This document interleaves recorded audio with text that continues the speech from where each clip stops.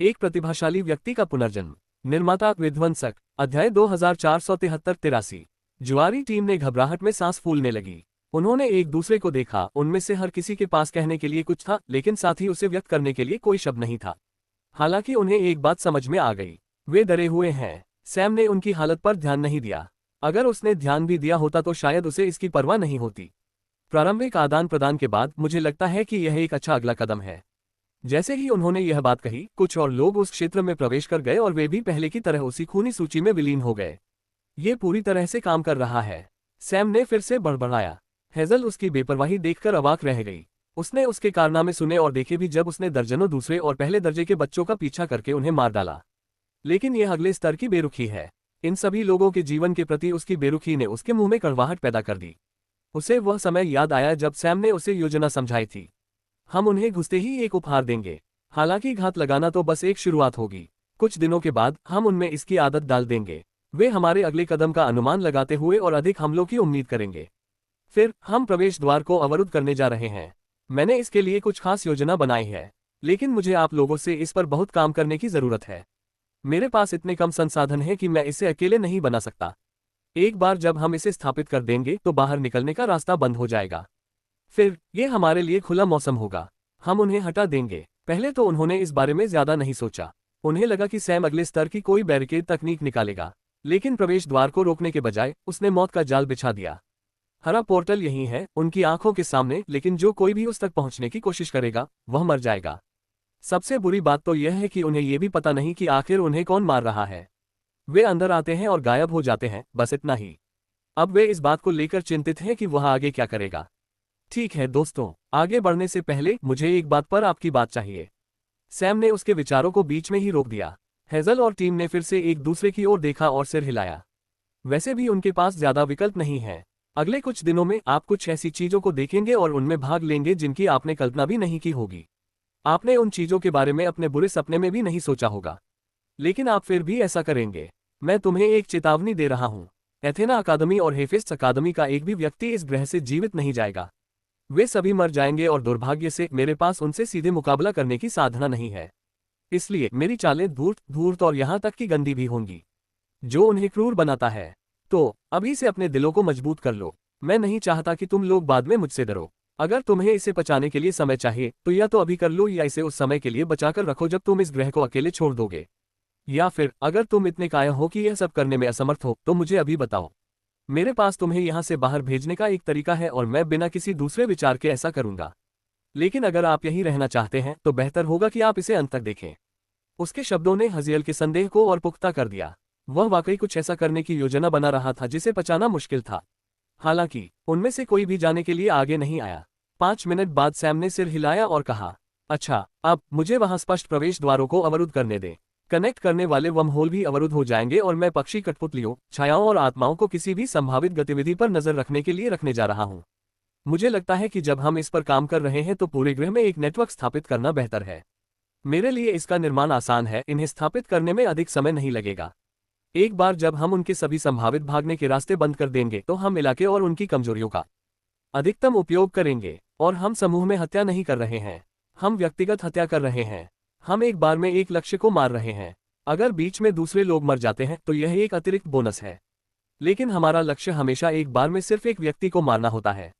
अब सूची में पहला लक्ष्य एक बड़ा है, फॉस्ट हाउसहोल्ड का युवा मास्टर, हेफेस्ट अकादमी के स्टार छात्रों में से एक। सैम ने योजना को ध्यान से समझाया। उन्होंने एक भी विवरण नहीं छोड़ा और इसे कई बार दोहराया। टीम ने सुना और बार बार दंग रह गई। इसलिए नहीं कि योजना जटिल या जटिल थी, बल्कि इसलिए कि यह बहुत सरल थी। ये बहुत ही सरल और सीधा है। जल्द ही फांसी का समय आ गया और जुआरी अकादमी के बेस छोड़ने के आधे घंटे बाद दूर खुले मैदान के बीच में एक बड़ा गड्ढा था जिसमें आग की लपटें उठ रही थी जैसे कोई नरक हो। उस गड्ढे में लोगों का एक समूह, जिनमें से ज्यादातर हेफेस्ट अकादमी के थे, एक आदमी को बचाने की पूरी कोशिश कर रहे थे।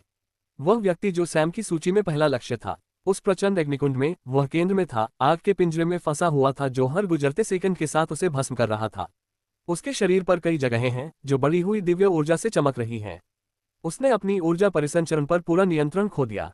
और सबसे बुरी बात यह नहीं थी, यह उसके पैर के नीचे पड़ा छोटा सा घन था।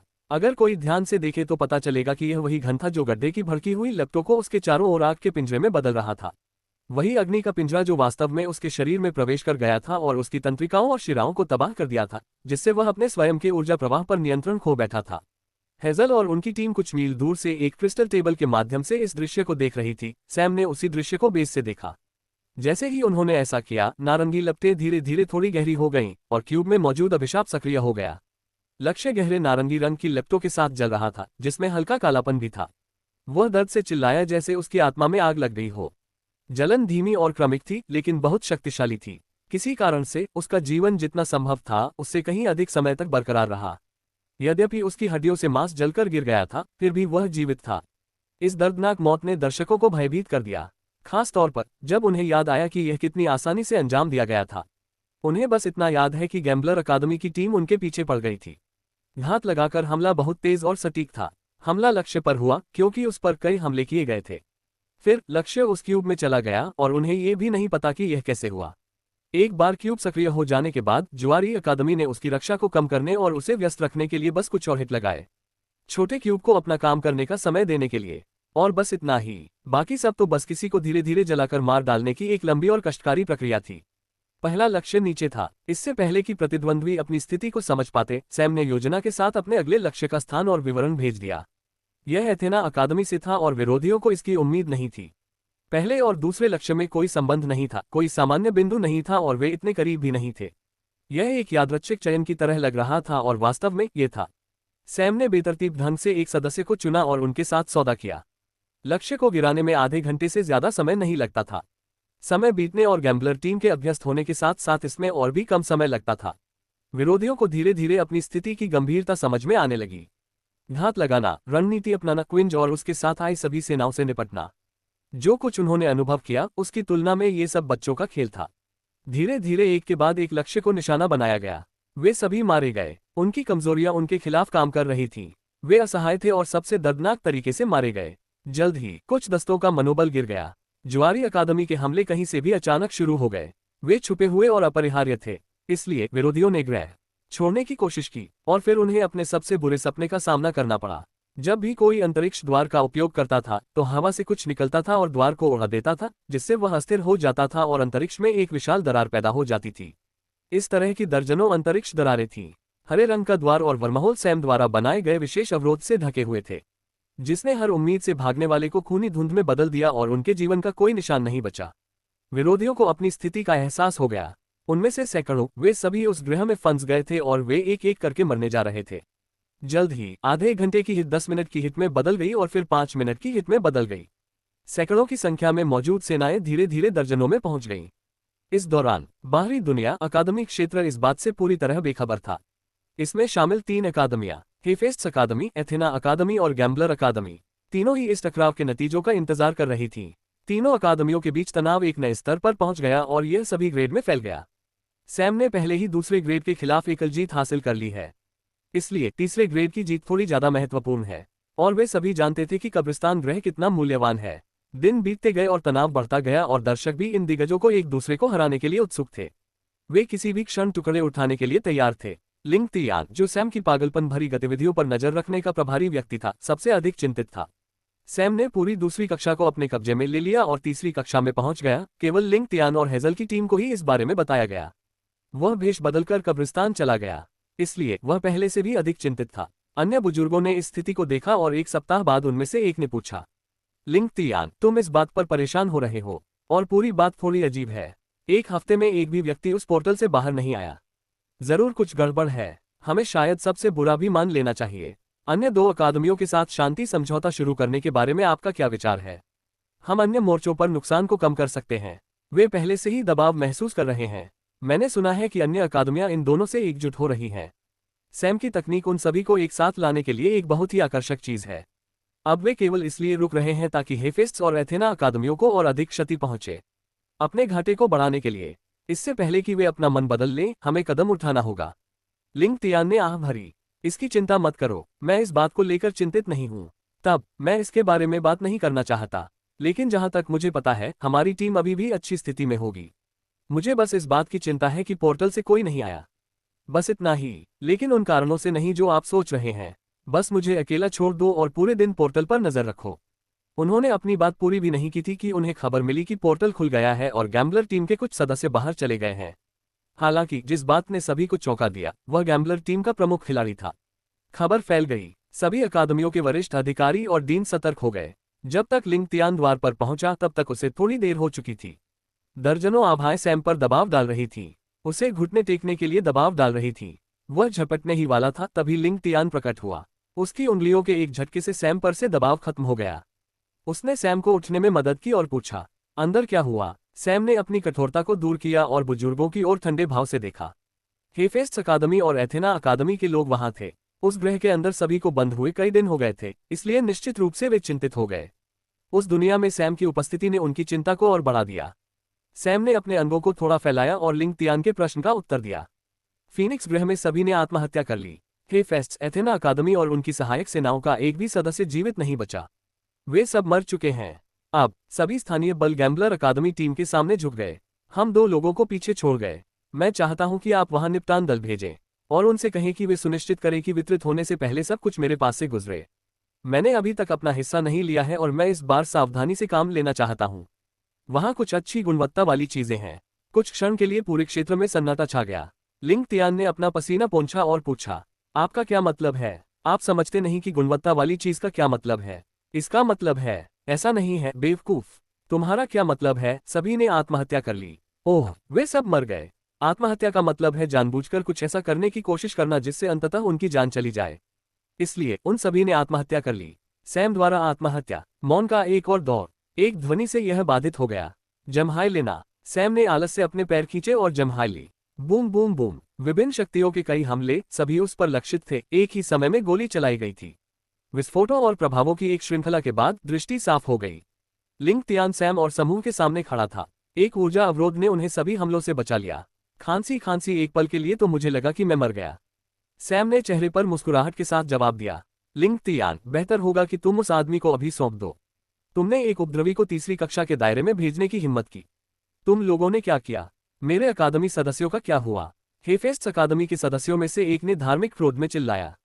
लिंग तियान, जो अधिकतर समय एक उदासीन चेहरा रखता था और जब भी वह सैम से बात करता तो एक निराश चेहरा रखता था, अब गुस्से वाला चेहरा बनाए हुए था। और आश्चर्य की बात यह है कि गुस्सा सैम पर नहीं था, भले ही वह इसका कारण था, लेकिन गुस्सा उन बुजुर्गों पर था जिन्होंने ये कदम उठाया था। एक नजर डालते ही आसपास का तापमान कम हो गया। अनुभव से लबालब भरे बूढ़े भी एक पल के लिए बुरी तरह डर गए। मेरे बड़े साथियों, इधर उधर जाकर अपने कनिष्ठों पर हमला मत करो। मैं शायद इसे खो दूंगा और आपको परिणाम पसंद नहीं आएगा। जहां तक उसके तीसरी कक्षा के दायरे में होने की बात है, यह नियमों के विरुद्ध नहीं है। अंदर जो कुछ भी हुआ उसके लिए अपने कमबख्त छात्रों को दोषी ठहराओ कि वे तीसरी कक्षा के दायरे में दूसरी कक्षा के छात्र के साथ कुछ भी नहीं कर सके। सैम के पास उसकी सुरक्षा के लिए सिर्फ 1 दर्जन तीसरी कक्षा के छात्र थे। आपने कितने तीसरी कक्षा के छात्रों को भेजा था? एक बार फिर चुप्पी का दौर। वहीं मैंने सोचा, अगर आप उसे ले जाना चाहते हैं तो बेहतर होगा कि आप अपनी अकादमी की पूरी ताकत और उनके समर्थकों को साथ ले आएं, क्योंकि इस बार मैं बहुत परेशान हूं और मैं पीछे नहीं हटूंगा। बहुत समय हो गया है जब से मैंने किसी कार्रवाई के लिए अपनी तलवार निकाली है। मैं इसका ध्यान रखूंगा। जैसे ही उन्होंने अपनी बात समाप्त की, जादुई ढंग से उनके और समूह के लिए एक रास्ता खुल गया। वे वापस गैम्बलर अकादमी स्टेशन की ओर चल पड़े। उनके लिए सीटों की व्यवस्था की गई। लिंग तियान अपनी कुर्सी पर झुक गया। उसे थकावट महसूस हुई, जैसे उसकी जिंदगी खत्म हो गई हो। मैं थका हुआ महसूस कर रहा हूँ। क्या मैं छात्रावास में वापस जाकर कुछ देर सो सकता हूँ? मैं मानसिक रूप से थक गया हूँ। सैम की आवाज ने उसे बीच में ही टोक दिया। वह कुछ कहने ही वाला था, लेकिन उसने हेजल और समूह के चेहरे देखे। तभी उसने देखा कि वे कितने बेजान लग रहे थे। वे निराश थे और सबसे महत्वपूर्ण बात यह थी कि वे सदमे में थे। उसे लगा कि पहले उन्हें संभालना चाहिए। छोड़ो, उसने सैम को दूर भेजने का फैसला किया। धन्यवाद, मेरा हिस्सा मत भूलना। और वैसे अगली बार बड़ी गेंदों वाली टीम चुने। ये लोग, वे असली डील के लिए तैयार नहीं हैं। मुझे पिछले कुछ दिनों से उनका ख्याल रखना पड़ा ताकि वे अपना आपा न खो दें। अकादमी के स्तर इतने कम होंगे, ये सोचना भी मुश्किल है। मेरे दोस्त भी तब बेहतर थे जब वे छोटी लीग में खेल रहे थे। वह अपना सिर खुजाते हुए और कुछ बुदबुदाते हुए गैम्बलर अकादमी की ओर चला गया। वह छात्रावास में सोना चाहता था। पिछले कुछ दिनों में उसने बहुत कुछ नष्ट कर दिया था और वह थोड़ा आराम करना चाहता था। उसके जाने के बाद लिंग तियान ने हेजियल को देखा और पूछा, आप कैसे हैं? क्या आप ठीक हैं? हेजल ने अपना सिर हिलाया और एक छोटा गोला निकाला। लिंग तियान ने जांच की और एक प्रक्षेपण दिखाई दिया। उसे तुरंत एहसास हुआ कि यह कोई प्रक्षेपण नहीं था, इसके बजाय यह एक आत्मा थी। लेकिन इससे उसे और भी ज्यादा झटका लगा, क्योंकि जो उसके सामने मंडरा रहा था वह किसी भी तरह से उस आत्मा जैसा नहीं लग रहा था जिसे वह जानता था। यह बेतरतीब ढंग से चिपके हुए टुकड़ों का एक उलझा हुआ ढेर था। यह एक मानव जैसा आकार था, लेकिन साथ ही ऐसा नहीं था। यह क्या है? लिंग तियान ने पूछा। सर, मैं पहले नहीं जानता था कि सैम क्या है, लेकिन अब मैं कभी उसका दुश्मन नहीं बनना चाहता। मैं उसे गलत नजर से भी नहीं देखना चाहता। उन्होंने विरोधी सेना के हर एक सदस्य को मार गिराया और उन्हें एक बार भी वार करने की जरूरत नहीं पड़ी। उन्होंने हमारा, उनके बारे में दी गई जानकारी का तथा अपनी बनाई हुई चीजों का उपयोग किया। उसने उनकी मौत को इतना क्रूर बना दिया। यह उसके एक शिकार की आत्मा की अंतिम अवस्था है। वह भयंकर पीड़ा से गुजरा जिससे उसकी आत्मा सचमुच टूट गई। मरने से पहले उसकी आत्मा टुकड़े टुकड़े हो गई थी। और ये तो सबसे अच्छे लोगों में से एक था। सबसे कम खराब व्यक्ति ने भी प्रतिद्वंद्वी की एक भी उंगली नहीं छोड़ी। उन्होंने सब कुछ रिकॉर्ड किया और कहा कि वे सही समय पर उन्हें रिलीज करने की योजना बना रहे हैं। आपको उनसे बात करनी चाहिए। सैम छात्रावास में पहुंचा और रात को अच्छी नींद लेने के लिए तैयार था। पिछले कुछ दिन उनके लिए थोड़े बहुत थकाने वाले थे, लेकिन जाहिर है वह अभी शुरुआत ही कर रहे थे। उनका इरादा बाकी अकादमियों को एक संदेश छोड़ने का था और यह बहुत बढ़िया रहा। हेफेस्ट्स और एथेना अकादमियों को अपने लोगों के बारे में कोई भी जानकारी प्राप्त करने के लिए बहुत दिमाग लगाना पड़ेगा और यह जानकारी जल्द ही गैम्बलर अकादमी की तरफ से लीक हो जाएगी। संदेश तब भेजा जाएगा जब सही समय होगा। भविष्य के लिए अपने विचारों को व्यवस्थित करने के बाद सैम अपने बिस्तर पर लेट गया और आलस से खींच गया। उसने बस एक पल के लिए अपनी आंखें बंद कर ली और अपने दिमाग को आराम दिया ताकि वह सो सके। 2 मिनट बीत गए। सैम को लगा कि उसके रोंगटे खड़े हो गए हैं। उसका पूरा शरीर कांप उठा। उसने अपनी आंखें खोली और अचानक खड़ा हो गया। उसके हाथ में एक स्थानांतरण चिन्ह दिखाई दिया। उसके मन में लाखों विचार उत्पात मचा रहे थे, लेकिन उनमें से एक ने बाकी सभी को दबा दिया और उन पर हावी हो गया। पलायन। यह विचार से अधिक एक आंतरिक चीख थी। उसने टोकन को कुचल दिया, लेकिन उसे तुरंत पता चल गया कि यह पर्याप्त नहीं था। इससे पहले कि स्थानिक ऊर्जा उसे घेर पाती, उसका शरीर एक अलग ऊर्जा से घिर गया। एक ऐसा बल जो इतना शक्तिशाली था कि उसने स्थानिक ऊर्जा को नष्ट कर दिया और सैम के स्थानांतरण को रोक दिया। वह जमीन पर गिर गया। उसकी पसलियां टूट गईं और उसके फेफड़े ढहने के कगार पर थे। सैम के पैर टूट गए। उसने अपनी खोपड़ी को भी थोड़ा सा टूटा हुआ महसूस किया। उसकी आंख, नाक और कान से खून बहने लगा। मैं मरने वाला हूं, यह विचार उसके मन में आया। वह इसे महसूस कर सकता था। वह अपनी मौत को अपने चारों ओर घिरा हुआ देख सकता था और वह इसके लिए तैयार नहीं था। उसका शरीर काम करना बंद कर चुका था, लेकिन उसका मन विद्रोही था। वह खुद को इतना लापरवाह होने के लिए कोसने से खुद को नहीं रोक सका। उसे अकादमी परिसर में किसी बड़े स्तर के हमले की संभावना को नजरअंदाज नहीं करना चाहिए था। उसने इस जगह पर बहुत ज्यादा भरोसा किया और अब इसने उसे नुकसान पहुंचाया। बड़ा समय, मैं होश नहीं खो सकता। सैम ने अपनी आध्यात्मिक ऊर्जा को उत्तेजित करने की कोशिश की, भले ही उसके मेरिडियन नेटवर्क क्षतिग्रस्त हो गए हों। उसे उम्मीद थी कि दर्द उसे जगाए रखेगा, लेकिन नुकसान बहुत ज्यादा था। उसे पता था कि उसके पास ज्यादा समय नहीं है। उस पल में तारांकन बूम, कमरे की छत खुल गई और सैम ने एक परिचित व्यक्ति को तेजी से नीचे उतरते देखा। लिंग तियान सैम के ठीक बगल में उतरा। सैम पर दबाव डालने वाला बल गायब हो गया। सैम का शरीर हवा में उछल गया और लिंग तियान की ऊर्जा उसमें प्रवेश कर गई। उसने सैम को कुछ खास टॉनिक भी पिलाया। मैं वास्तव में इसका उपयोग नहीं करना चाहता था, लेकिन अब मेरे पास कोई और विकल्प नहीं है। टॉनिक ने अपना काम करना शुरू कर दिया। नंगी आंखों से देखी जा सकने वाली गति से शरीर ठीक हो गया, लेकिन पूरी तरह से नहीं। विदेशी दिव्य ऊर्जा ने अभी भी पूरे शरीर को दूषित कर दिया था और लिंग तियान ने इसे बाहर निकालने की कोशिश की। मैं उसके शरीर को नुकसान पहुंचाए बिना कम समय में इसे पूर्ववत नहीं कर सकता। इस बात से निराश होकर वह अपने आप से बुदबुदाया। दूसरा पक्ष चाहे जो भी हो, वे अपने हमले में बहुत सटीक थे। उन्होंने अपने उच्च साधना स्तर का लाभ उठाया और सैम के शरीर में तबाही मचाई, उस पर सेलुलर स्तर पर हमला किया। यह विडंबनापूर्ण है क्योंकि सैम आमतौर पर इसी तरह काम करता था। यह मूलतः घातक नहीं था, लेकिन शारीरिक विनाश तो हुआ। सैम का शरीर इतने तरीकों से नष्ट हुआ जितना कोई कल्पना भी नहीं कर सकता। इस तरह के सामान्य मामले में शरीर को ठीक करने से पहले भ्रष्टाचार को साफ करना पड़ता है, लेकिन शारीरिक क्षति इतनी गंभीर है कि लिंग तियान अपनी प्रबल शक्ति के साथ भी कुछ सेकंड में भ्रष्टाचार से छुटकारा नहीं पा सकता। सैम के शरीर के पास इतना समय नहीं था, इसलिए उसने उसे ठीक कर लिया, लेकिन ये केवल गंभीर स्थिति से बाहर लाया गया था। उसे पूरी तरह से ठीक करने के लिए भ्रष्टाचार को दूर करना होगा, लेकिन अगर वह जबरदस्ती भ्रष्टाचार को हटाता है तो शरीर इसे संभालने में सक्षम नहीं होगा। इसे धीरे धीरे नीचे ले जाना होगा और सैम को मानसिक रूप से स्थिर होने की जरूरत है। लिंग तियान जानता था कि जिसने भी ये किया है उसने जानबूझकर पूरी योजना के साथ ऐसा किया है, लेकिन यह वह बात नहीं थी जिससे उन्हें सबसे अधिक निराशा हुई, बल्कि उस स्थिति के परिणाम ने उन्हें सबसे अधिक निराश किया। उन्होंने एक अवरोध खड़ा किया और एक संरचना बनाई जिससे धीरे धीरे सैम के शरीर से दिव्य ऊर्जा बाहर निकल जाएगी। उसके हाथ की एक लहर से कमरा बहाल हो गया, लिंग तियान कमरे से बाहर चला गया और उसने देखा कि अकादमिक क्षेत्र में उपलब्ध सभी बुजुर्ग यहाँ एकत्र हुए हैं। महान बुजुर्गों, आइए एक बैठक करें। डीन वॉटन एक नए क्षेत्र में है। हमें स्वयं निर्णय लेना होगा। जल्द ही लिंग तियान सैम और ग्रैंड एल्डर्स के साथ कमरे के अंदर था। अकादमी की सुरक्षा हमारे बुजुर्गों द्वारा की जानी थी, लेकिन उस पर हमला हुआ। हमारी अकादमी के स्टार छात्र पर हमला हुआ और वह हमारी निगरानी में ही लगभग मर गया। यदि यह बात बाहर आ गई तो क्या गैम्बलर अकादमी का कोई अन्य छात्र आगे आने का साहस कर सकेगा? और बड़े लोग हमला कैसे नहीं रोक पाए? या तो वे सो रहे थे जब किसी ने आकर सैम पर हमला किया, या फिर यह किसी अंदरूनी साजिश का नतीजा था।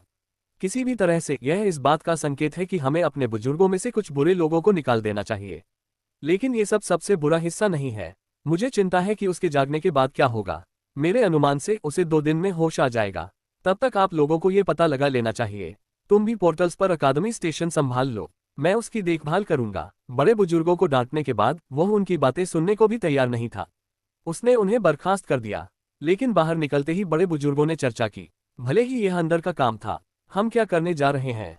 क्या हम सचमुच दूसरी कक्षा के बच्चे की खातिर एक बड़े को दंडित करने जा रहे हैं? चाहे वह कितना भी प्रतिभाशाली क्यों ना हो, उसका दिमाग उस हमले से कभी ठीक नहीं हो सकता। तो उसके बारे में चिंता करने की क्या बात है?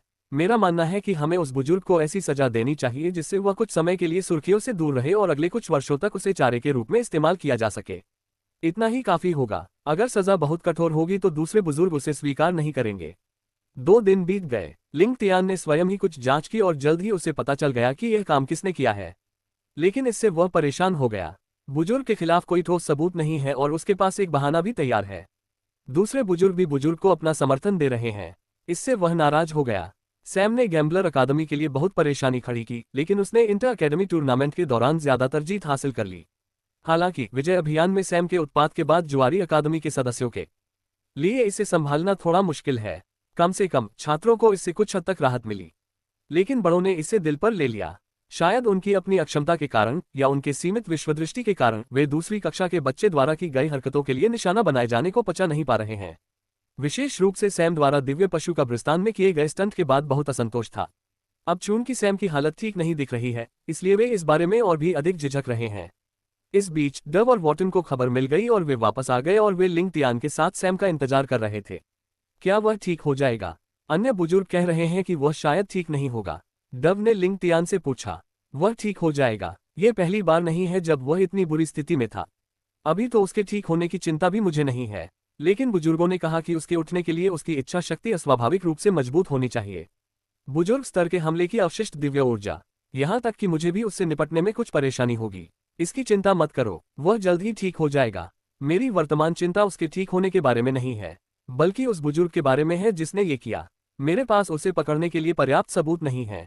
अगर मैं उसे जबरदस्ती नीचे गिराता हूं तो दूसरे बुजुर्ग विद्रोह कर सकते हैं। डव उलझन में था। गैम्बलर अकादमी कब से अन्य अकादमियों की तरह हो गई? हम उसे सिर्फ टेस्ट से गुजरने दे सकते हैं। हमें हमेशा व्यक्तिगत रूप से आंका जाता है। हमारी अकादमी में राजनीति के लिए कोई जगह नहीं है। जब से यह आदमी आया है, ऐसा नहीं है कि मैं बल का प्रयोग नहीं करना चाहता, लेकिन मैं नहीं कर सकता। अब हालात अलग हैं। अगर मैं किसी बुजुर्ग पर जल्दबाजी में कोई कदम उठाऊंगा तो चीजें वाकई गलत हो जाएंगी। ये भी लिंग तियान की चिंताओं में से एक था। अभी भले ही वह अकादमी में एक बुजुर्ग के रूप में है, लेकिन तकनीकी रूप से उसकी स्थिति कुछ और थी। वह पहले से ही यहाँ एक बुजुर्ग होने के कारण खेल के नियमों को तोड़ मरोड़ रहा था। अगर वह सैम के साथ जो हुआ उसका बदला लेता है, दूसरी तरफ के देवता इसका अपने फायदे के लिए इस्तेमाल करना शुरू कर देंगे। जुआरी ने उसे इस बारे में सख्त आदेश दिए। इस दौरान अक्षमता, घोर अक्षमता, तुम अक्षम मूर्ख हो। सैम के दिमाग में ये शब्द गूंज रहे थे। जबकि उसका शरीर तबाह हो चुका था, उसकी आत्मा सुरक्षित थी। वह आसपास की किसी भी चीज को सुन या महसूस नहीं कर सकता था, लेकिन वह इतना सचेत था कि उसे पता था कि उसके शरीर में क्या हो रहा है, और वह बार बार वही दोहराता रहा जो उसके दिमाग में चल रहा था। वह हमला, वह कहाँ से आया? उस दिव्य ऊर्जा का ऊर्जा हस्ताक्षर। उसे सब कुछ याद आ गया और उसे उससे आघात लगने के कारण स्वयं पर घृणा महसूस हुई। मैं आत्मसंतुष्ट हो गया हूँ, मैं नर्म हो गया हूँ। वह अपने आप से बुदबुदाया और गुस्से से उबल पड़ा। उसे घुटन सी महसूस हुई और उसकी सांसें रुक गईं। अचानक आहे, सैम ने एक बड़ी सांस लेकर अपनी आंखें खोली। उसने सांस लेने की पूरी कोशिश की, मानो उसे घंटों से हवा नहीं मिली हो। उसका पूरा शरीर दर्द कर रहा था और वह हिल भी नहीं पा रहा था। वह मुश्किल से गहरी सांस ले पा रहा था और अपना मुंह हिला पा रहा था। बस इतना ही। लिंग तियान खड़ा हुआ और उसकी जांच की। अपने आप पर तनाव मत लो, तुम ठीक हो, तुम ठीक हो। उसने सैम को शांत करने की कोशिश की। उसे लगा कि बेहोश होने से ठीक पहले भी उसकी मनस्थिति ऐसी ही होगी, लेकिन सैम को देखते ही उसे एहसास हो गया कि वह गलत था। मैं कहाँ हूँ? तुम अपने छात्रावास में हो। मैं पिछले 2 दिनों से तुम्हारी देखभाल कर रहा हूँ। सैम ने सिर हिलाया और अपनी आंखें बंद कर ली। उसने अपने शरीर की जांच की। उसका आध्यात्मिक केंद्र टूट गया है। दिव्य ऊर्जा बाहर निकल रही है। ये ठीक हो रहा है, लेकिन ये बहुत धीमी गति से हो रहा है। उसने अपने दांत पीस लिए और अपनी ऊर्जा को अपने आसपास की संरचना में घुसने के लिए मजबूर कर दिया। यह नरक की तरह दर्दनाक था, लेकिन उसने परवाह नहीं की। तुम क्या कर रहे हो? शांत हो जाओ। डव उस पर चिल्लाए। उसे चिंता थी कि वह खुद को नुकसान पहुंचा सकता है, लेकिन लिंग तियान ने उसे रोक दिया। वह सैम की क्षमताओं से बहुत परिचित है और वह जानता था कि क्या हो रहा है। सैम ने अपनी अवलोकन कौशल का उपयोग किया। वह आसपास हो रही चिकित्सा संरचना की जांच कर रहा था। इस संरचना को निष्क्रिय कर दो। मुझे यहाँ ठीक होने में बहुत समय लगेगा। मुझे यहाँ पर ले चलो। क्या आपको यकीन है? लिंग तियान ने पूछा। मैं 1 घंटे में खुद को ठीक कर सकता हूँ। बस मुझे वहाँ भेज दो। मुझे बहुत काम करना है। लिंग तियान ने अपने होठों को बंद किया और आगे बढ़ने ही वाला था, लेकिन सैम ने अपना हाथ हिलाया और उसमें से एक स्थानांतरण टोकन निकल आया। इसका उपयोग करें। लिंग तियान ने इसका इस्तेमाल किया और वे दोनों हब के अंदर आ गए। हब की ऊर्जा सैम के दिमाग से जुड़ गई। वह लिंग तियान के हस्तक्षेप के बिना ही हवा में तैर रहा था। हब आखिरकार उसका स्थान है और वहां उस पर कोई प्रतिबंध नहीं था। यहां तक कि लिंग तियान को भी वहां थोड़ा प्रतिबंधित महसूस हुआ। वे केंद्रीय कक्ष में थे। सैम ने अपना जहाज गुप्त कमरे की ओर बढ़ाया और एक कक्ष में प्रवेश किया। ये कक्ष जीवन शक्ति का कक्ष था। लिंग तियान को नहीं पता था कि चैम्बर के अंदर सैम के शरीर के साथ क्या हो रहा था। वह हैरान था कि सैम ने उसे ऐसे गुप्त कमरे में जाने दिया। लेकिन 1 घंटे 10 मिनट के बाद सैम चैम्बर से बाहर आ गया। वह बाहर निकलने में सक्षम था, लेकिन एक और समस्या थी। दिव्य ऊर्जा का भ्रष्टाचार। ये खत्म नहीं हुआ। आपने अपने शरीर को कैसे ठीक किया? अत्यधिक तीव्र पुनर्जनन। क्या इससे कुछ स्पष्ट होगा? मुझे इसकी कोई परवाह नहीं है। मुझे पूरी तरह से ठीक होने में कुछ दिन लगेंगे। इन 2 दिनों में मुझे कुछ चीजों पर गौर करना है। अपनी उंगलियों के एक झटके के साथ सैम और लिंग तियान दोनों हब से गायब हो गए और हब के गेट के सामने उतर गए। वह धीरे धीरे जुआरी अकादमी की ओर चलने लगा। लिंग तियान ने उसकी तरफ देखा और उसे घबराहट महसूस हुई। वह चाहता था कि सैम उस पर हमला करे या हंगामा करे। अगर वह इतना शांत है, हमले का जिक्र तक नहीं किया। इससे उसे चिंता होने लगी। इसलिए उन्होंने स्वयं जाकर इस मुद्दे को उठाने का निर्णय लिया। सैम, रुको, हमें बात करनी है। लिंग तियान सैम के पीछे पीछे चला गया, लेकिन सैम रुका नहीं। वह धीरे धीरे सड़कों पर चलता रहा, शहर के नज़ारे देखता रहा। उसका चेहरा खाली था। गुस्से या क्रोध का कोई भाव नहीं था। कोई डर नहीं था, कोई हताशा नहीं थी। वह ऐसा व्यक्ति भी नहीं लग रहा था जो कुछ दिन पहले लगभग मारा गया हो। लिंग तियान जो उसके पीछे गया था, निराश हो गया। उसने अपना हाथ बढ़ाया और सैम जो कुछ मीटर दूर था वहीं रुक गया। वह सैम के सामने आया और बोला, हमें बात करने की जरूरत है। ... 15 मिनट बाद डीन वॉटन के कार्यालय के अंदर सैम लिंग तियान, वॉटन और डव के साथ बैठा था। आप क्या करने की योजना बना रहे हैं? लिंग तियान ने पूछा, लेकिन सैम ने कोई जवाब नहीं दिया। वह बस कुर्सी पर झुक गया।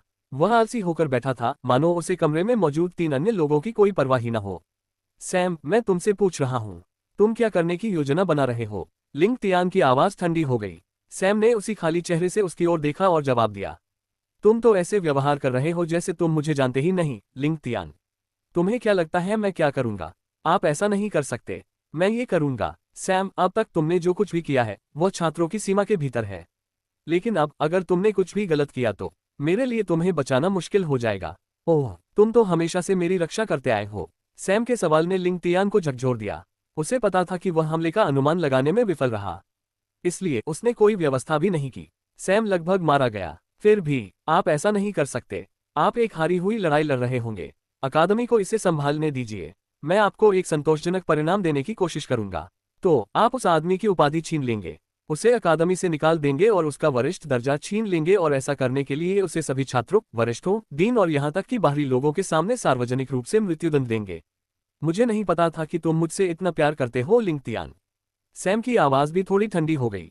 वह लिंग तियान के स्वर या चिंता से न तो भयभीत हुआ और न ही प्रभावित हुआ। बाकी 3 लोग अवाक रह गए। सैम, क्या तुम्हें पता भी है कि तुम पर किसने हमला किया? डव ने पूछा। उसे अभी भी विवरण के बारे में निश्चित नहीं है। उसे केवल हमले के बारे में बताया गया था और लिंग तियान ने उसके बाद की स्थिति को नियंत्रित करने के लिए उसकी मदद मांगी थी। वह दौड़कर वापस आए और उसने ये देखा, मैं अपने हाथ की हथेली की तरह जानता हूँ। मुझे ठीक ठीक पता है कि अपराधी कौन है। तो तुम्हें पता है कि मैं ज्यादा कुछ क्यों नहीं कर सकता? अगर मैं कुछ करता हूं तो देवता इसे एक बचाव का रास्ता मानेंगे। वे मेरे स्तर के लोगों का इस्तेमाल खेल को बाधित करने के लिए करेंगे। लिंग तियान ने खुद को स्वीकार कर लिया और कुछ ऐसे विवरण बताए जो डव के सामने नहीं बताए जाने चाहिए थे। उसका लहजा भी लगभग विनती भरा था। जैसी कि उम्मीद थी, डव को उन शब्दों से थोड़ा आश्चर्य हुआ। एक बार फिर तुम मुझसे ऐसे बात कर रहे हो जैसे तुम मुझे जानते ही नहीं हो, लिंग तियान। क्या तुम्हें लगता है कि सिर्फ इसलिए कि मैं ये खेल खेल रहा हूं, मैं इसके लिए खुद को खो दूंगा? क्या तुम्हें लगता है कि सिर्फ इसे जीतने के लिए मैं वो सब छोड़ दूंगा जो मुझे करना चाहिए और करने को तैयार हूं? कोई मौका नहीं। डव, जो पूरी तस्वीर नहीं जानती थी, वास्तव में सैम का समर्थन कर रही थी, लेकिन अब जब उसने उसका रियल रवैया देखा तो उसे उपदेश देने की आवश्यकता महसूस हुई।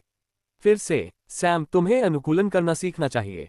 तुम्हें अपनी मानसिकता में थोड़ा बदलाव करने की जरूरत है, अन्यथा तुम्हें जल्द या बाद में गंभीर परिणाम भुगतने होंगे। मैं समझता हूं कि यह बात पचाना मुश्किल है, लेकिन कभी कभी आपको कड़वी गोली निगलनी पड़ती है। हम धीरे धीरे बदला लेने की योजना के बारे में सोचेंगे, अगर आपको बस इतना ही चाहिए। अब आप बड़े मंच पर हैं। आप उन पुराने तरीकों का इस्तेमाल नहीं कर सकते जिनका आप इस्तेमाल करते आ रहे हैं। आपको अपने तरीके बदलने की जरूरत है। सैम की नजर उसकी ओर गई और उसके चेहरे पर हल्की सी मुस्कान आ गई। तुम एक बदले हुए आदमी को देख रहे हो कबूतर। अगर मैं अपने पुराने तरीकों पर लौटता रहा तो तुम मेरे जैसी हवा में सांस लेने की भी हिम्मत नहीं कर पाओगे। क्या आपको लगता है कि यह प्रतिशोध की बात है? नहीं, ये प्राकृतिक कानून के बारे में है। पानी नीचे की ओर बहना चाहिए। आग को जिस चीज को छूना है उसे जला देना चाहिए। जब कोई व्यक्ति मुझे नुकसान पहुंचाने की कोशिश करता है तो उसे परिणाम भुगतना ही पड़ता है। ये चीजों का स्वाभाविक क्रम है और मैं इसे पूरा करने के लिए कुछ भी करने को तैयार हूं, जब तक कि तुम मुझे यहीं अभी मारने के लिए तैयार न हो। मेरे रास्ते में आने के बारे में सोचना भी मत। चाहे आप कुछ भी करें, मैं इस अकादमी से उसे निष्कासित करवाकर सार्वजनिक रूप से उसे मृत्युदंड दिलवा दूंगा।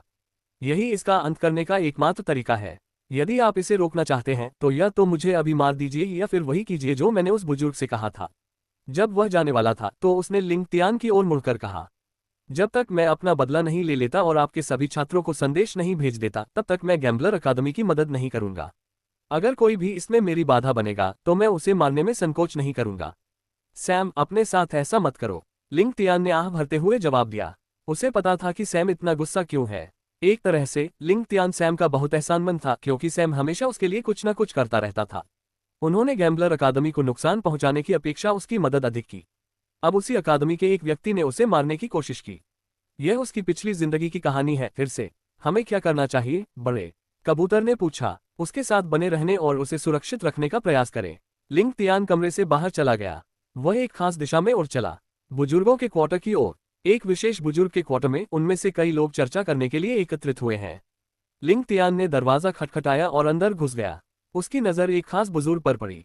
तुम्हें तो बस उसके पास जाकर उससे उलझना था, है ना? तुम्हें तो बस उसे नाराज करना था, है ना? लिंग तियान ने बीच में बैठे उस बुजुर्ग से दांत पीसते हुए बात की। बुजुर्ग पित, जुआरी अकादमी के वरिष्ठ बुजुर्गों में से एक और वह व्यक्ति जिसने सैम पर हमला किया था। बुजुर्ग ने लिंग तियान को अनदेखा करते हुए एक तरफ मुंह कर लिया। क्या आप अभी मुझे अनदेखा कर रहे हैं?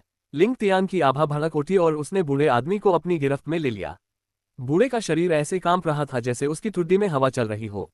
लिंग तियान, मुझे डराने की कोशिश करना बंद करो। तुम मुझसे ज्यादा ताकतवर हो सकते हो, लेकिन क्या तुम्हें लगता है कि मैं तुम्हारी सीमाओं को नहीं जानता? तुम मुझ पर सिर्फ इसलिए कदम नहीं उठा सकते क्योंकि मैं तुम्हें अनदेखा कर रहा हूं, अन्यथा तुम्हें पैकिंग करके भेज दिया जाएगा। लिंग तियान का चेहरा जम गया। पित ने मुस्कुराते हुए कहा, यह सही है, मैं तुम्हारे और तुम्हारी छोटी सी परिस्थिति के बारे में सब कुछ जानता हूं।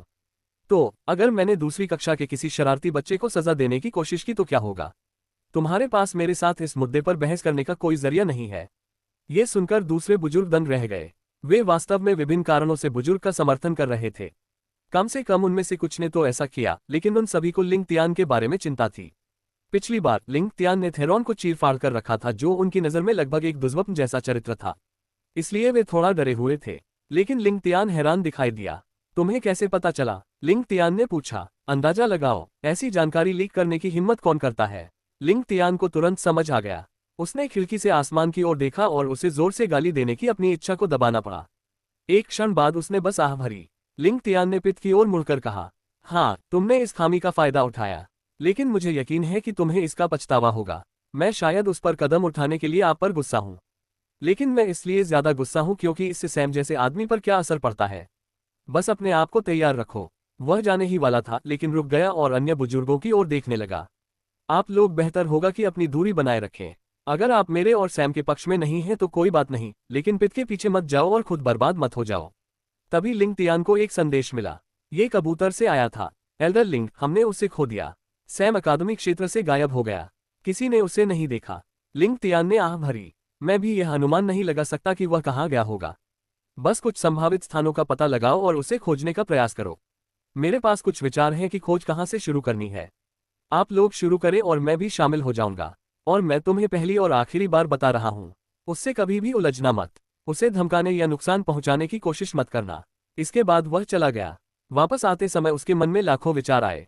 वह शुरू से ही एक मुश्किल स्थिति में था। उसकी शक्ति का स्तर, उसे अकादमी क्षेत्र में रहने की अनुमति नहीं दी जानी चाहिए थी। लेकिन गैम्बलर ने उसे यहां भेजने के लिए एक बचाव का रास्ता इस्तेमाल किया। लेकिन अन्य देवताओं ने उसकी उपस्थिति पर कुछ प्रतिबंध लगा दिए। अगर कोई बाहरी खतरा है तो लिंग तियान अकादमी की मदद कर सकता है। लेकिन अगर यह सैम या किसी अन्य खिलाड़ी और खिलाड़ियों द्वारा उकसाए गए लोगों के बीच संघर्ष था तो लिंग तियान हस्तक्षेप नहीं कर सकता। थेरॉन का मामला, वह बहुत घमंडी था और उसने पूरी अकादमी पर हमला कर दिया। तो लिंग तियान हस्तक्षेप कर सकता है। लेकिन अब बड़े ने सैम और केवल सैम को ही निशाना बनाया। और यह स्पष्ट था कि यह एक व्यक्तिगत द्वेष था, इसलिए वह इसमें हस्तक्षेप नहीं कर सकते थे। इस बीच बड़े बुजुर्ग लगातार बातें करते रहे। पीत, शायद तुम्हें थोड़ा पीछे हटना चाहिए था। लिंग तियान के लिए इतनी सावधानी बरतना सामान्य बात नहीं है। हम्फ, क्या मैं ऐसा दिखता हूं कि मुझे कोई परवाह है? उस कमीने सैम और उसकी हरकतों की वजह से हेफेस्ट अकादमी ने जवाबी कार्रवाई की। उन्होंने मेरे छात्रों पर घात लगाकर हमला किया और उनमें से एक को लगभग मार ही डाला। और ये तो बस शुरुआत है। मुझे मत बताएं, आपके सभी छात्र सुरक्षित हैं।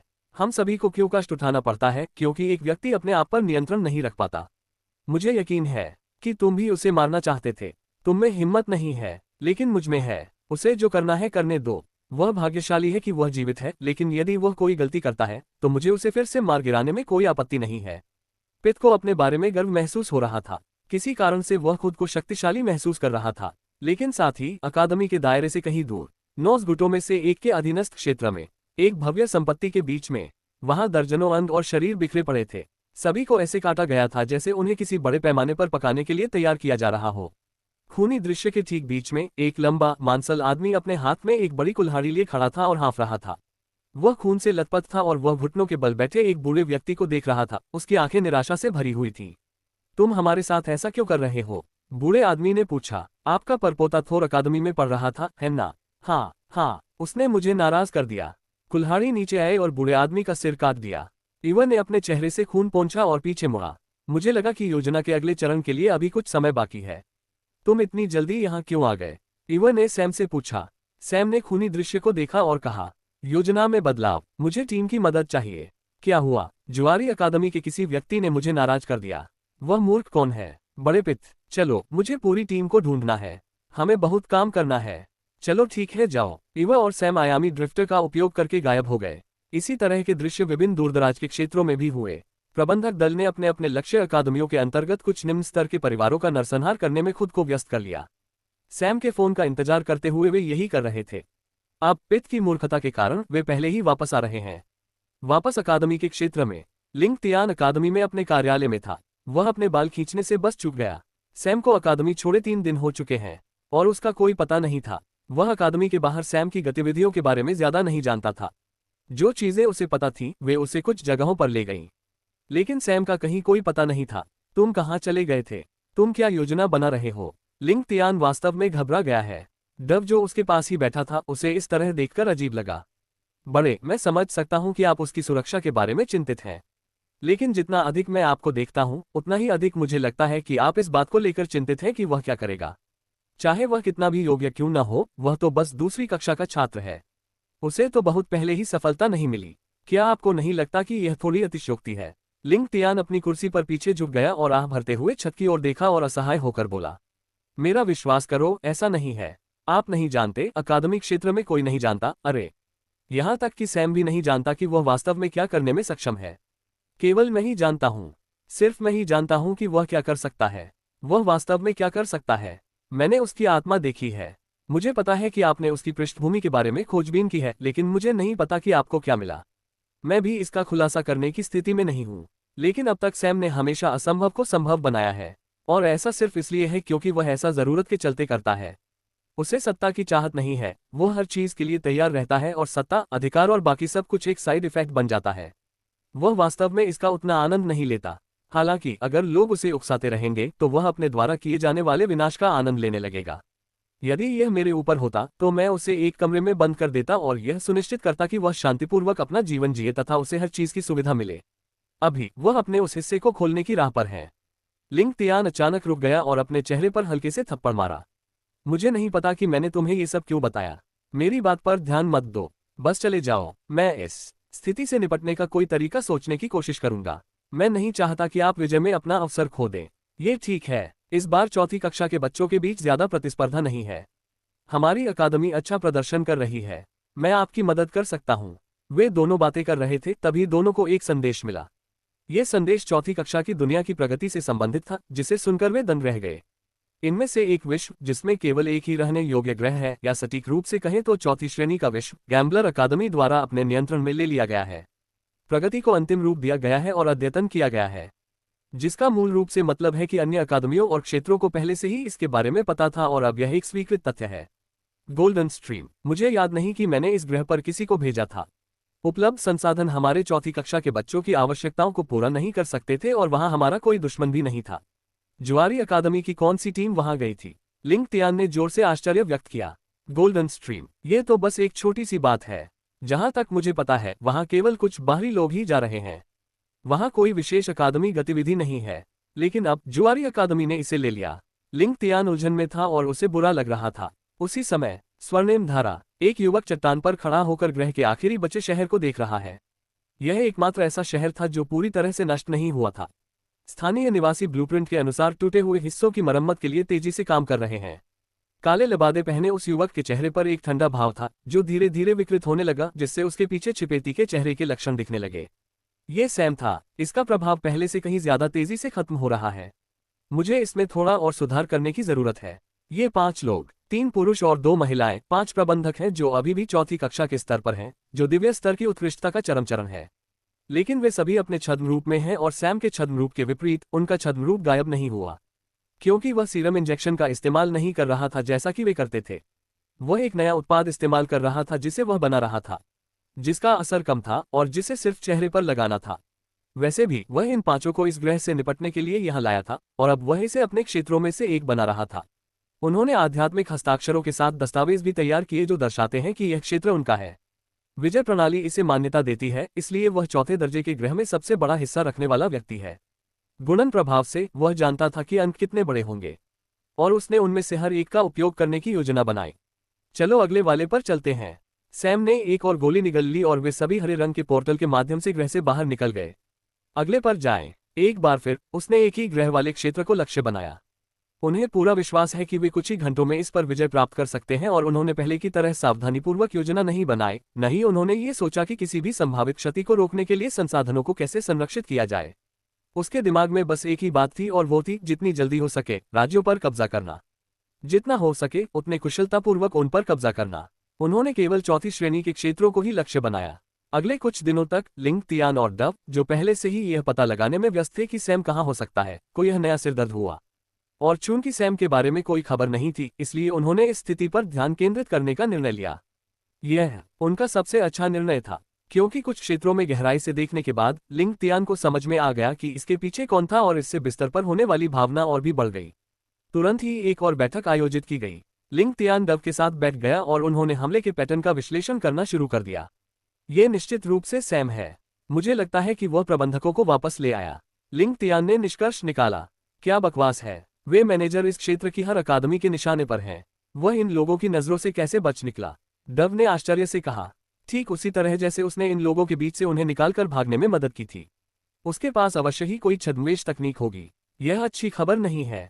तो क्या करें? और क्या आप एक टीम बनाते हैं और उनके पीछे पड़ जाते हैं? ऐसा लगता है कि वह छोटे छोटे क्षेत्रों पर हमला कर रहा है। वह अपने नियंत्रण में आने वाले स्थानों की संख्या बढ़ाने की कोशिश कर रहा है। मैंने उन क्षेत्रों की एक सूची तैयार की है जिन्हें वह आगे निशाना बना सकता है। आप वहां अपनी किस्मत आजमा सकते हैं और उससे कोई संबंध मत रखो। उससे लड़ने की कोशिश मत करो, उसे रोकने की कोशिश मत करो। बस उसे बताओ कि मैं उससे बात करना चाहता हूं। बस इतना ही। डव ने सहमति जताते हुए अपनी टीम तैयार की। उसने सैम और उसकी टीम का पीछा करना शुरू कर दिया, लेकिन कोई प्रगति नहीं हुई। सैम और 5 मैनेजर एक के बाद एक ग्रह को नष्ट कर रहे थे और वे ऐसा बहुत तेजी से कर रहे थे। अगले 15 दिनों में उन्होंने 15 क्षेत्रों को नष्ट कर दिया। उनमें से किसी भी क्षेत्र को नष्ट करने में उन्हें एक दिन से ज्यादा समय नहीं लगा।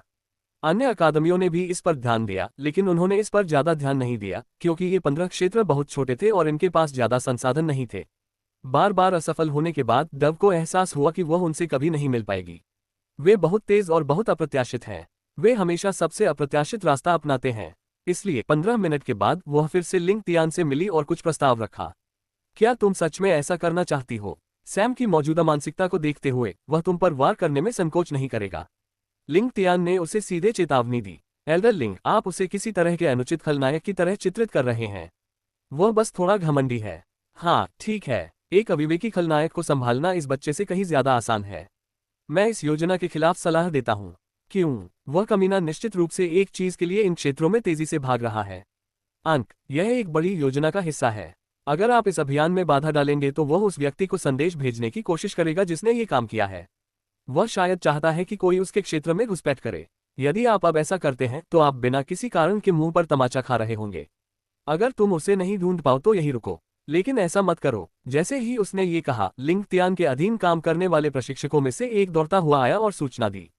सर, अरेस अकादमी की एक छोटी सी टीम ने आपके द्वारा निगरानी किए जा रहे विजित क्षेत्रों में से एक पर आक्रमण कर दिया है। कौन सा? स्वर्णिम धारा, लिंग तियान ने अपना चेहरा थपथपाते हुए कहा। खैर, आप इसे देख सकते हैं। आप समझ जाएंगे कि मैं आपको क्या बताने की कोशिश कर रहा हूं। Dot dot dot. एक दिन बाद अरेस अकादमी की चौथी कक्षा की टीम के कई शव उनके अकादमी के प्रवेश द्वार पर पाए गए। लाशें क्षत विक्षत थीं, जैसे दो मगरमच्छों ने उन्हें रस्साकशी खेलने के लिए इस्तेमाल किया हो। उनमें से कोई भी पूरी तरह से सुरक्षित नहीं थी।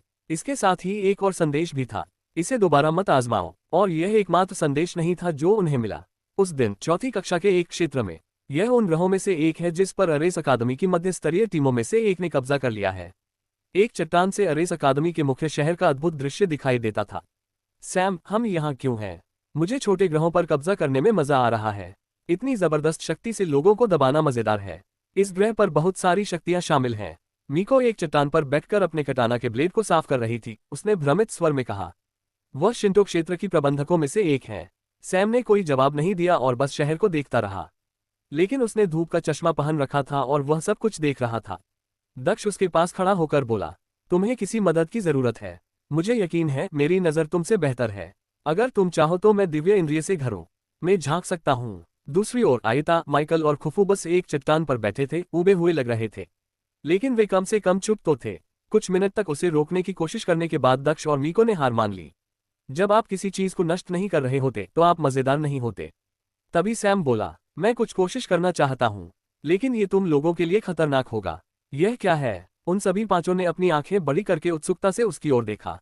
एक विशेष हमला। मेरे वर्तमान स्तर के साथ मैं हथियारों और उपकरणों के साथ इसे निष्पादित करने के लिए आवश्यक सामग्रियों को वास्तव में संशोधित नहीं कर सकता। लेकिन अगर मैं आपके शरीर का उपयोग करूं तो यह संभव है। लेकिन आपको अपनी ऊर्जा और अपने शरीर पर पूर्ण नियंत्रण रखने की आवश्यकता है। तुम्हें अपने जीवन के साथ मुझ पर भरोसा करना होगा। नया क्या है? माइकल सबसे पहले आगे कूदने वाला व्यक्ति था। ठीक है, कौन हमला करना चाहेगा जिससे उन लोगों की मौत हो सकती है? बस एक ही चाल, यह मेरा है। मिको ने तुरंत सबको धक्का दिया और आगे आ गया। ठीक है माइकल, तुम तोप की भूमिका निभाओगे।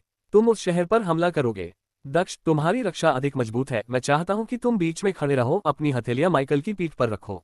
खुफू और आयता, तुम दोनों दक्ष के दोनों ओर खड़े होगे। तुम मुख्य रूप से ऊर्जा निष्कर्षण के प्रभारी हो। आपके शरीर में ऊर्जा का एक विशाल प्रवाह होगा। आपको इसे उचित रूप से प्रसारित करने की आवश्यकता है और यह सुनिश्चित करना होगा कि आपकी आंतरिक प्रणाली नष्ट न हो। मीको, तुम मेरे इशारे पर हमला करोगे और आप में से हर किसी के पास मीको को छोड़कर एक शिलालेख सरणी है। आपको अपनी ऊर्जा के साथ अभिव्यक्त करने की आवश्यकता है। आइए पहले उन पर एक नजर डालें। कुछ घंटों बाद टीम उस संरचना में खड़ी थी जिसे सैम ने उनके लिए डिजाइन किया था। माइकल अपने हाथ आगे करके सामने खड़ा था। उसने अपनी ऊर्जा से एक बड़ी शिलालेख श्रृंखला बनाई। दक्ष ने अपने हाथ माइकल की पीठ पर रखे। खुफू और आयता दक्ष के दोनों ओर खड़े थे और उनके हाथ उस पर थे। दक्ष की पीठ पर एक और शिलालेख प्रकट हुआ। मिको ने अपनी दौड़ में एक बड़ी मुस्कान के साथ अपना कटाना पकड़ा हुआ था। उसने अपने लंबे काले बालों को एक तरफ किया और उसका कटाना लाल रोशनी से चमक उठा। तलवार से निकली ताकत ने आसपास के माहौल को धीरे धीरे ढहा दिया। यह कोई अराजक विनाश नहीं था, बल्कि यह सूक्ष्म था लेकिन फिर भी घातक था। उसके आसपास की जमीन, पेड़, घास, सब कुछ धीरे धीरे एक दानेदार स्तर पर ढह गया। यहां तक कि हवा भी विभिन्न उपपरमाण्विक कणों में कटी हुई प्रतीत हो रही थी। उसने धीरे से शालीनता से तलवार उठाए और एक सीधा वार किया। दक्ष की पीठ पर लिखा हुआ शिलालेख गायब हो गया, लेकिन उसी समय आसपास की ऊर्जा हिलने लगी। वह बलपूर्वक दक्ष, खुफू और आयता के शरीर में प्रवेश कर गई। मीको के हमले से ज्यादा इस ऊर्जा आंदोलन ने आसपास के माहौल को और भी ज्यादा नष्ट कर दिया। अचानक हुए इस बदलाव ने हर उस चीज को तहस नहस कर दिया जिसमें आध्यात्मिक ऊर्जा का जरा भी संकेत था। मीलों तक मीको, सैम और टीम के बाकी सदस्यों को छोड़कर कुछ भी बरकरार नहीं रहा। यहां तक कि जिस चट्टान पर वे खड़े थे वह भी मिट्टी के बादल में तब्दील हो गई। इसका असर यहीं नहीं रुका, इसका असर क्षेत्र बढ़ता ही गया। ये दूर दूर तक फैल गया, यहां तक कि उस शहर तक भी जिस पर वे नजर रख रहे थे। रक्षात्मक संरचना जो जमीन और उसके नीचे की आध्यात्मिक नसों से ऊर्जा खींच रही थी, ढह गई। आध्यात्मिक नसों से सारी ऊर्जा टीम में चली गई और उनके शरीर में प्रवेश कर गई। टीम पूरी तरह से ध्यान लगाकर काम कर रही थी। ऊर्जा उनके शरीर में प्रवेश कर रही थी और उन्हें ये सुनिश्चित करने के लिए ध्यान केंद्रित करना था कि यह उनके आंतरिक सिस्टम से ठीक से गुजरे। वे अपनी आंखें भी नहीं खोल पाते थे, यहां तक कि सांस लेना भी उनके लिए एक भयंकर काम जैसा लगता था। जबकि अरेस टीम और शहर में उसके गुर्गे दहशत में हैं, टीम में डाली गई ऊर्जा धीरे धीरे माइकल के शरीर में पहुंच रही है। शिलालेखों की सरनी चमक उठी और फैल गई। ये तलवार की किरण के आकार में बदल गई और एक हल्की हवा की तरह शहर की ओर बढ़ गई। जब ये कट गई तो इससे जो लहरें पैदा हुई उससे जगह में दरारें पड़ गईं और हवा ढह गई। जो कुछ भी इसके संपर्क में आया वह नष्ट हो गया, कुछ भी नहीं बचा और यह सब बहुत ही सहजता से हुआ। इससे पहले कि लोग समझ पाते कि उनके लिए क्या आ रहा है, तलवार किरण शहर में चली गई और जब तक वह गायब हुई, शहर की हर चीज उसके साथ गायब हो गई। कुछ भी पीछे नहीं छूटा, कोई लोग नहीं, कोई जानवर नहीं, कोई वनस्पति नहीं, संरचना का कोई संकेत नहीं। सब कुछ ऐसे गायब हो गया जैसे पहले कभी अस्तित्व में ही नहीं था। तलवार की किरण और कणों का तूफान थम गया। टीम हवा में तैर रही थी और वे सब देख रहे थे कि उन्होंने क्या तबाही मचाई है। वे अपनी दिव्य इंद्रियों के साथ आसपास की चीजों को अधिकतम सीमा तक महसूस कर सकते थे। इस ग्रह के आध्यात्मिक ऊर्जा भंडार का एक बड़ा हिस्सा सूख गया है। सिर्फ एक चाल ने इतनी ऊर्जा खर्च कर दी और अपने रास्ते में आने वाली हर चीज को नष्ट कर दिया। और उनमें से किसी को भी कमजोरी महसूस नहीं हुई, कम से कम शारीरिक रूप से तो नहीं। उन्हें मानसिक तनाव जरूर महसूस हुआ, लेकिन ऐसी कोई बात नहीं जिसे एक अच्छी नींद ठीक न कर सके। सभी ने सैम की ओर देखा। वे उससे सवालों की बौछार करना चाहते थे, लेकिन वे ऐसा नहीं कर सकते थे। उनके शरीर कांप रहे थे और वे घबराहट में सांस ले रहे थे। उन्हें डर महसूस हुआ जब उन्होंने सैम को देखा, जो बस हवा में बेपरवाही से खड़ा था, जैसे कि उसने अभी जो विनाश किया है उसका उस पर कोई प्रभाव नहीं है।